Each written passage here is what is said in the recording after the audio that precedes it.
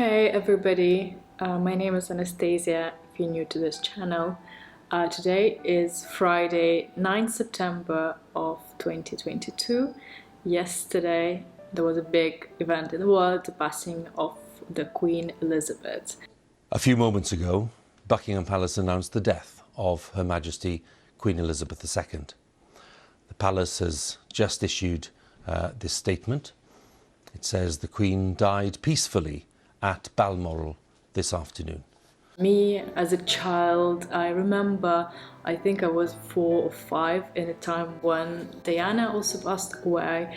And then, of course, we discovered a lot about her life, but we didn't live in her times. So now it's really different. So for us, our generation will live all our lives with the Queen out there, and then my kids, they're not gonna remember it probably at all. They now were being born and raised and go to school with a new king and maybe another king that will come after it. So I thought I'll just share some thoughts of how I think in terms of the world of the women, feminism, fashion.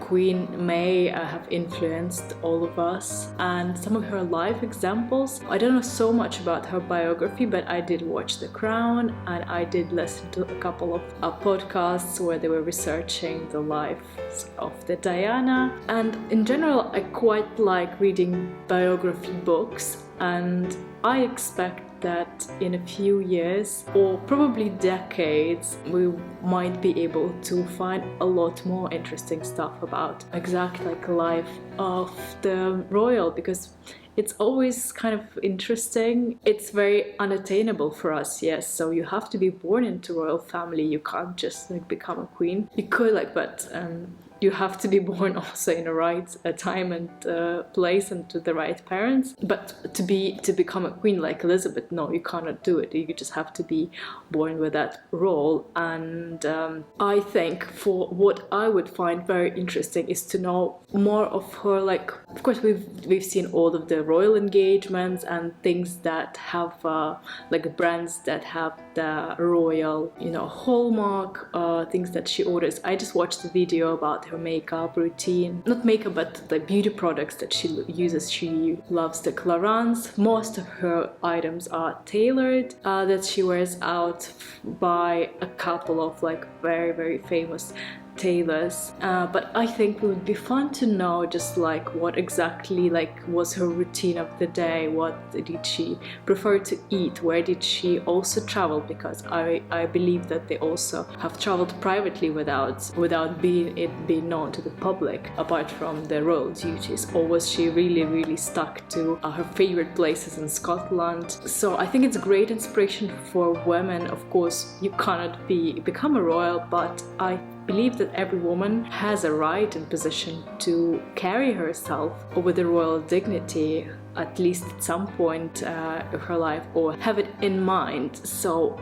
this is something that helps, I think, a lot of women, from what I heard from my experience, and myself included, is just if you imagine yourself and then imagine you coming from a certain ancestors who might be from noble families or might not. They could be from very normal peasant or very normal people families, but then you also feel like you carry all even your genetics code, it carries all the things that your ancestors put into you. So any human, any woman or man can feel this in their lives. Anybody, any man or woman in this world, or even if you non-binary, you can carry yourself with the royal dignity just by imagining and understanding how many ancestors you have standing behind you, even if you don't know your exact bloodline. And I think for anybody it could be useful. Of course, some people are in very tough situations where you have to take manual jobs, very simple jobs to get by, and you cannot always be born in a good family where you will get a great education. But even with everything that you've been given, you can make choices in life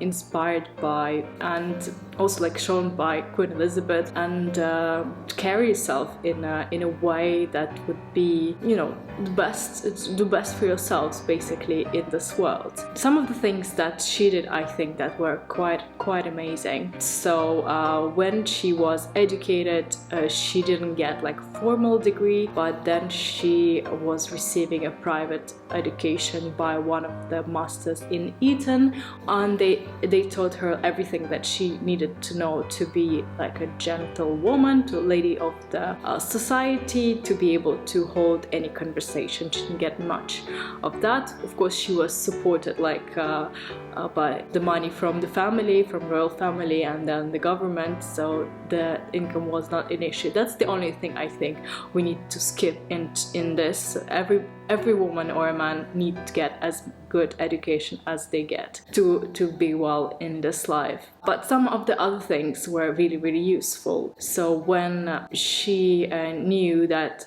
she would probably become next royal, she was thinking, okay, I need to find a really good partner in life, and she actually chose herself a partner. She was, I think, 13 when she met Philip at one of the, I don't know, like family events. So I think the royal societies, like aristocracy, they just like always kind of like hang around each other. Same was for the Charles and Diana. I think they met like when they were much younger than when they were married actually. So I think she fancied the guy. She's like, okay, she could do with this guy, and they created a family, and she started early. So she probably didn't expect to become queen so soon, but then she had her children, and then she became a queen at 25, and she already had 2 children. Then she continued with her family, and I believe that we don't know much. As I can say, we probably will know more in a decade or two when there'll be more biographies. But it seems that she was really true to her values and keeping a very close circle for people around her. So yeah, if you have enough kids, you are building this circle around yourself in a very natural way. And then of course you have your mother and your sister, and some people who you don't get by, you don't really include them, I guess, in your like inner circle, and this would also keep your peace of mind. I think that would help to avoid any, you know, big family like issues or scandals, and you know, in its turn you can have a very good, fulfilling, long life without much heart attacks. So she lived a really long time, so I think she did many things right. So yes, start early. Then we can see regarding her style that she, of course, any woman in a young age is beautiful. So also for everybody who is young and just becoming like a young man or a woman, if you want to start a family, probably try to do it from the age that you're 20, because everybody looks their best in their 20s. Just don't do anything really random. And you can see that as a woman of course, like royal features, but not something extraordinary. She is believed to be beautiful, and just doing things right, basically knowing your colors, knowing your like cuts. When we can see that when she was younger, she was wearing colors that were not so bright. Many of the photos, of course, are black and white, so we can't really see what she was wearing. And then when she lost the color in her hair, and the hair was silver, she started wearing very bold colors, and she only did that, and she did that really great. And she never wore colors like beige or grey, something that didn't flatter her. So know your cut, know your tailor, and wear only your best colors. Another thing that I really loved is when there were special events and she wore this gorgeous gown by her tailor. It was made by her tailor. So the beautiful dress that she had made by Norman Hartnell, her tailor, who did all of her dresses basically, and one of them was then reworn by Beatrice, one of her grandchildren, to her wedding. So if you have something really really special and nice. Like if you want your kids to inherit it, make it in a nice color that is suitable to any, like, you know, complexion or skin tone. So the shade of ivory, or and of course Beatrice is her granddaughter, so she would probably inherit a lot of similar features. And I hope you will see more like real children later wearing some of her pieces again and again. So if you do something good, go for the right color. And that's I guess the tip from the Queen. Another thing I think is really to tell around about the Queen, especially from her portrayal in The Crown, is her love of her hobbies, and she just stuck to the ones that she did from when she was young. She was allowed to drive without license, by the way, like only like person in the world probably, and she could travel without passport. But she loved her horses, so she loved dogs as well, I think corgi dogs, and she loved horses, horse riding. And there's a very famous photo during the parade when she was on the horse in a military costume, and it was just a portrayal of a strong woman, head of state, and I think that's the most powerful image that we can see from the Queen. And also now later in the years we know that she was horse riding until probably the last 2 years of her life, I guess, because even like 2 years ago there was a photo when she was horse riding. And she loved hunting as well. So yeah, if you go for a hobby, of course having horses is a very expensive and aristocratic hobby, but if you do it, make sure it's something that you can do through your life. It keeps you kind of going. I know that a lot of people do golf. Golf is much cheaper and much easier to carry around. You just need like the golf carts and the membership, which is in the end could be not as expensive. But I know a lot of like older people get by with golfing, or you can just like do jogging, I don't know. Like even walking or hiking is a really good thing. Just stick to it, and it would be great for you. And yeah, with her food, we don't really know exactly how was she keeping her health, but of course I believe that she had the best produce that was given to the royal family. So if you can, yeah, I guess it's important to have the best quality food and ingredients that you can afford. Make sure, because to have a good health, to have a good life, that's what you want to do. And I think she wasn't much of a drinker and smoker from what I've heard and read in the sources that were available. She was just drinking one small glass of champagne at dinner time. At breakfast she usually would have a cereal, something really light. And I think recently they actually published a menu. I'll try to find a link with that,